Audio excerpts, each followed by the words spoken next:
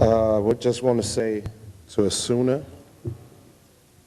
American Muslim International, families, friends, and my greatest distinguished colleagues here, my brother Jalil, thank you. I'd like to say something. It makes me smile every time I say it.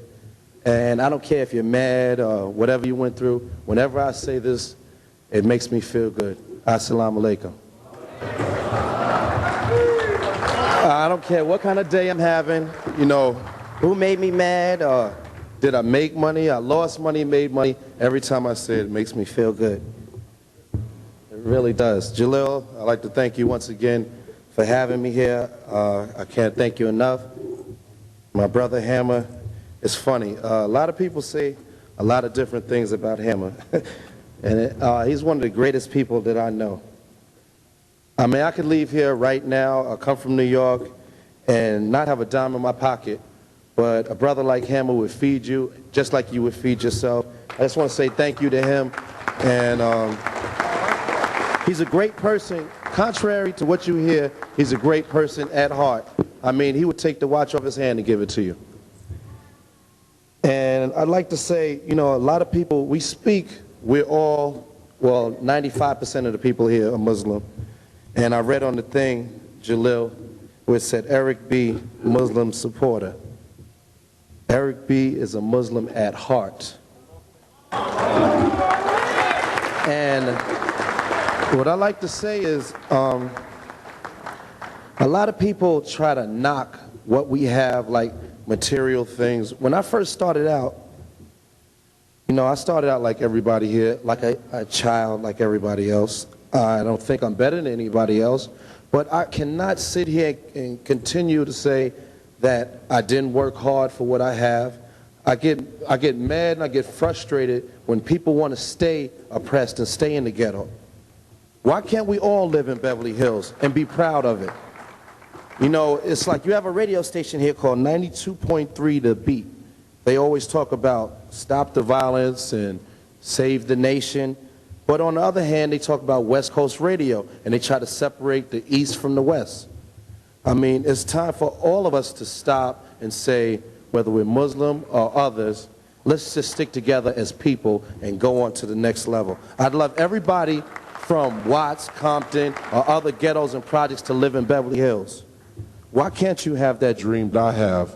It's funny, when I was a child, it was a brother by the name of Richard Levette. I started out, he used to drink beer and ride a motorcycle, and like any other young person, I wanted to be like him. I wanted to chase girls and ride motorcycles and be like, and he told me, he said, Eric, you know what, I was about 4 or 5 years old, and I told him, Rich, I just want to be like you. And he grabbed me by the hand, he said, Eric, you know what, if you don't learn how to read or write, you can't hang out with me. I said, what do you mean I can't hang out with you? I want to ride motorcycles and chase women like you. He said, Eric, you know what? This is what we're going to do. If you can't read or write, you can't hang out with me. So he sat down. I mean, it was frustrating for me. He sat down. He told me how to read and write. You know, I never got into drugs or smoking cigarettes or anything like that. But he always said to me, Eric, learn how to read, learn how to write, learn how to read, learn how to write, then I'll let you ride my motorcycle. Years went on and on. Rich moved away. I still stayed in East Elmhurst, Queens. And it's funny how things come around. And when I got to where I am now, making music, I was out on the road, and I haven't seen Richard Levette in years. He came around and he said to me, he said, Eric, he came, and you know, they told me he was on drugs and he wasn't doing too good. We was out on tour. We was in Atlanta. I'll never forget this. And it shows how things come back around. When somebody helps you, it's time for you to help them. Rich came up to me and said, Eric, you know, I'm on drugs and I want to leave drugs. And I said, you know what, Rich? Don't take no bags. Don't do anything. Get on the bus and you're going to come with me. I took Richard Levette with me. He was on drugs and looking real bad. But I remember, if it wasn't for Richard Levette, it wouldn't be no Eric, professionally known as Eric B. And it just shows how we need to just grab each other when we're children and teach the children. And it's funny, I want to say these words. I really like to speak before my brother Hammer came up earlier because he is long-winded, and I do love him. But it's like my thing, what I'd like to say in closing, teach the children, save the nation.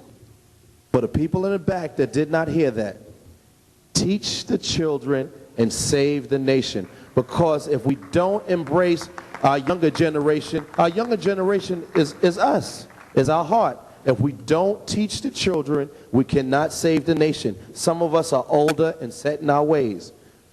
We need to teach the children. Like myself and Hammer, we talked about it one day that a lot of the older guys in the music industry never embraced us and never took us in and said, well, this is the right way or this is the wrong way. What we need to do is grab our children and show them the light. I am here, I'm 30-somewhat years old. I've lived my life. If I die tomorrow, I've led a great life, and I love what I've done in the past. My musical accomplishments mean nothing to me unless I can teach the children. Once again, before I go, I'd like to say, teach the children, save the nation. And the greatest words I've ever said before, they make me smile over and over again. Assalamu alaikum.